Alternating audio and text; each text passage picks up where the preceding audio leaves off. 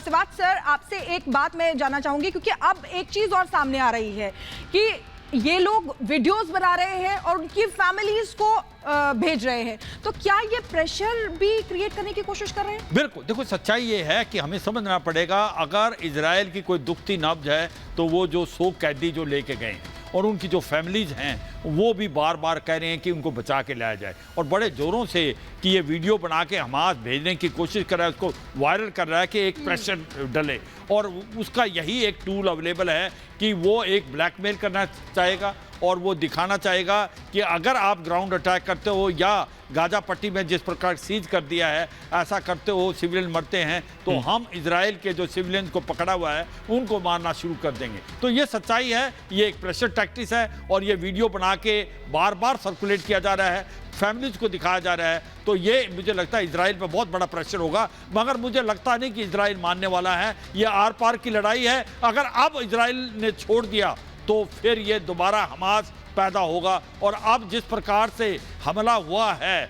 अब इजराइल इनको बिल्कुल नष्ट कर देगा। ये सच्चाई है कि ये क्या हमास ने सोचे समझा किया? बिल्कुल किया, क्योंकि जिस प्रकार से इजराइल और सऊदी अरेबिया यूएई के रिलेशन इंप्रूव हो रहे थे,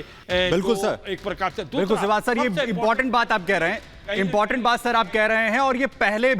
भी जो है टैक्टिक्स अपनाई गई हैं हमास की तरफ से, लेकिन ऐसा इस बार जो है वो सक्सेस होगा या नहीं इसकी सिचुएशन नजर नहीं आ रही। बहरहाल ग्राउंड जीरो पर चलते हैं, गुरसिमरन हमारे साथ सीधा इस वक्त जुड़ रहे हैं बैटल ग्राउंड से। गुरसिमरन, क्या सिचुएशन है अभी, क्योंकि हम लगातार देख रहे हैं कि इजराइल के हमले और ज्यादा तेज हो गए।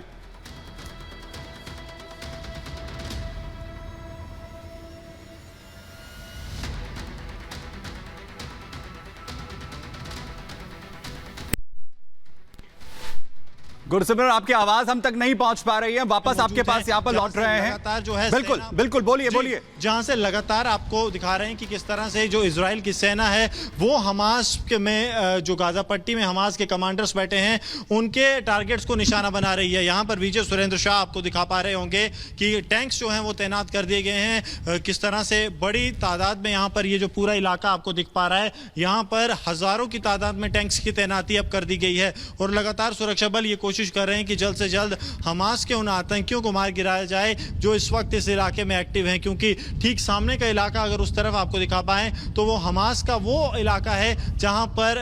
हमास के बड़े आतंकी कमांडर बैठे हुए हैं, और उन आतंकी कमांडर्स का सफाया करने के लिए लगातार जो ऑपरेशन है वो किए जा रहे हैं, चाहे एयर जो प्रिसीजन स्ट्राइक्स हैं एयर हवा के जरिए, ग्राउंड के जरिए, और उसके साथ साथ हैवी आर्टिलरी का इस्तेमाल कर सुरक्षा बल जो है अब हमास के आतंकियों को निशाना बना रहे हैं। आपको बता दें कि ये बहुत चुनौतीपूर्ण ऑपरेशन इसलिए है क्योंकि हमास के आतंकी जो हैं वो आम लोगों को ढाल बनाकर यहां पर छिपे बैठे हैं, और जब तक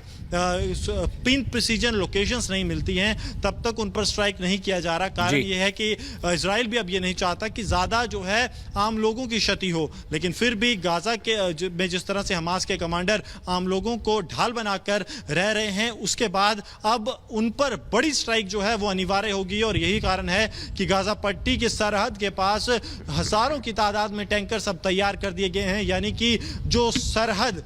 जो वो हदबंदी हमास के लड़ाकों की तरफ से 4 दिन पहले तोड़ी गई थी उसे अब इजराइल तोड़ेगा और फिर चढ़ाई होगी गाजा पट्टी पर। जी बिल्कुल गुरसिमरन, ग्राउंड जीरो से हम तक हर तस्वीर और अपडेट पहुंचा रहे हैं। तूर साहब, आपसे मेरा सवाल है, क्योंकि अब ये लड़ाई जो है ये बिल्टअप एरिया की होगी, क्योंकि ह्यूमन शील्ड की वजह से जो हवाई हमले बहुत कारगर नहीं होंगे, तो इस तरह के कॉम्बैट में क्या इजराइल की एक्सपर्टाइज है? देखिए, इजराइल ने ऐसे पहले भी बहुत युद्ध लड़े हैं, 6 देशों की ऑर्गेनाइज्ड आर्मी जिसके अंदर उनकी एयरफोर्स शामिल थी, उनकी ग्राउंड फोर्सेस की जो इन्फेंट्री वो शामिल थी, उनके आर्मर्ड ब्रिगेड शामिल थे। तो ये पहली बार नहीं है, जो ये इजराइल के लिए कोई नया युद्ध नहीं है, बल्कि जो स्तर है, जो वायलेंस का स्तर है वो ज्यादा है इस बार, क्योंकि it is related to terrorism, क्योंकि इतने निहत्थे लोग मारे गए। जबकि एक फौज दूसरी फौज के साथ लड़ने आती है मैदान जंग में, तब वो अलग सिनेरियो होता है, तब टैक्टिकल बाजी होती है, जैसे शतरंज की चालें हैं कि जो पहले मूव करेगा वो बाजी ले जाएगा, फिर दूसरा जब दुश्मन उसका पलटवार करता है तो उसका, तो युद्ध में कैलकुलेटेड तरीके से रिस्क्स और कैजुअलिटीज होती हैं, ठीक है। बट ये तो टोटली अनकॉल्ड फॉर था, और जिस बर्बरता से ये हुआ है, तो अब इसके तो यही परिणाम है कि पहली चीज तो ये प्योर टोटल वाइप आउट होगा गाजा का, नंबर 1। नंबर 2, अब जब ये फोर्सेस अंदर जाएंगी, देखिए कैजुअलिटीज तो होंगी।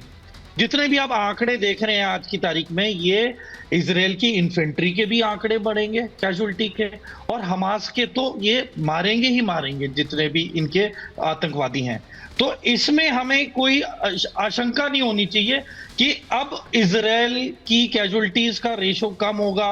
और गाजा, क्योंकि देखिए ये जो हमास के जो आतंकवादी हैं ये फिदायीन है, ये सुसाइड टेररिस्ट है, जो पैराग्लाइडर से अंदर ये एक बार आ चुके हैं तो ये मन बना के मरने के लिए ही आए थे। और जो सबसे लंबा अपनी लड़ाई खींच सकता था या एमिनिशन जिसका खत्म हो गया उसके बाद की लड़ाई, उनको मारने का प्रयास किया जा रहा है। दरअसल जिन आतंकियों ने घुसपैठ की कोशिश की वहां पे या घुसपैठ कर लिया है, अब उनको चुन चुन के मारने का प्रयास किया जा रहा है।